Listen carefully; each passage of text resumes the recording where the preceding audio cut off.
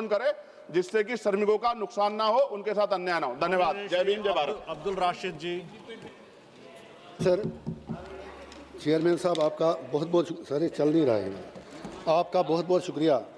उठो मेरी दुनिया के गरीबों को जगा दो, काख उम्रा के दरो दीवार हिला दो, जिस खेत से दहकान को मैसर न हो रोज़ी, उस खेत के हर खोशे गुंदुम को जला दो। चेयरमैन साहब, पब्लिक सेक्टर की हालत क्या है मैं आपको अपनी मिसाल से बताता हूँ। 2008 में मैं भी पब्लिक सेक्टर में काम करता था। 14 साल के बाद जब मैंने नौकरी छोड़ी, 2008 से आज 2026 है और अभी तक कुछ मेरे एरिया वहाँ बकाया है, तो आप उससे अंदाज़ा लगा सकते हैं कि क्या मज़दूर की हालत क्या है। मेरे प्रॉफिट का कहना है कि मज़दूर को मज़दूरी जो है वो पसीना आने से पहले दिया जाए, और क्या वजह है कि आज आप मज़दूर से उसके स्ट्राइक करने का भी हम हक छीन रहे हैं।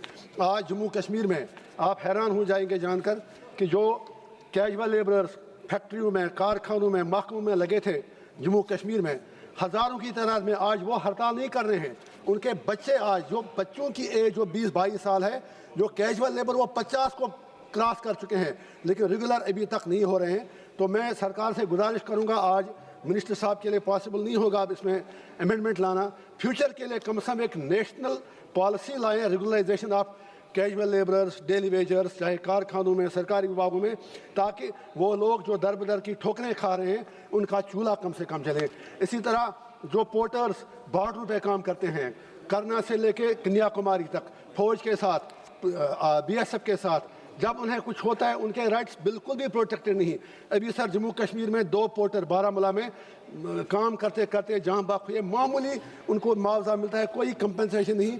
तो हम सरकार से गुजारिश करेंगे कि पोर्टर्स जो हैं उनके राइट्स को प्रोटेक्ट करें जो बॉर्डर पर काम करते हैं। इसी तरह से जो अनस्किल्ड लेबर्स हैं उनके राइट्स का भी, मिनिमम वेजेस की यहाँ पर बात हो रही है। 350 में क्या आता है, अगर आप यहाँ ही देखेंगे हमारे पार्लियामेंट के अंदर ही, जब हम बाथरूम में जाते हैं तो जो बेचारे वो मुलाजिम लोग वहाँ पर हैं, जितनी बार वो हर MP को सलाम करते हैं उतनी उससे निस्फ तनख्वाह भी उनको नहीं मिलती है।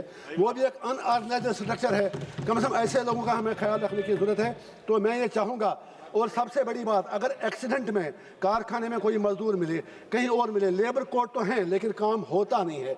जो आपकी अदालतें हैं, लेबर कोर्ट्स जो आपने डिजिग्नेट किए हैं, स्टेट कमिश्नर लेबर हैं, बाकी लोग हैं, उनको लगता है वो पोस्टिंग उनकी बेकार जगह पे है, वो वहाँ पर टाइम पास के लिए जाते हैं।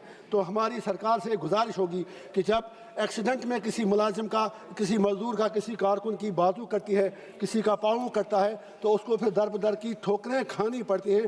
तो मेहरबानी करके उन चीज़ों की तरफ ख्याल दिया जाए। और आखिर पर सरकार से मैं यही गुजारिश करूंगा कि जैसे चंद्रशेखर आज़ाद जी ने ज़बरदस्त बात की, जब यह हमें भी हमारी बात नहीं सुनी जाती तो हम भी वेल में आते हैं। जब आप मजदूरों का गला काटेंगे, अब आप 100 से 300 आ जाइए, 51% आएंगे तभी यूनियन बनाएंगे, फिर सारे देश कैसे। बस जस्ट 30 सेकंड मेरी सरकार से इतनी गुजारिश है कि मजदूरों का गला मत घूंटिए, चाहे महल आपका बने, महल किसी का बने, उसमें मजदूरों का खून होता है। अगर हम उनके खून की कदर, अगर हम उनकी मेहनत की कदर न करें तो वो बहुत बड़ा अन्याय होगा। आपका बहुत बहुत शुक्रिया। Thank you. धन्यवाद जी। माननीय श्री उमेश भाई पटेल।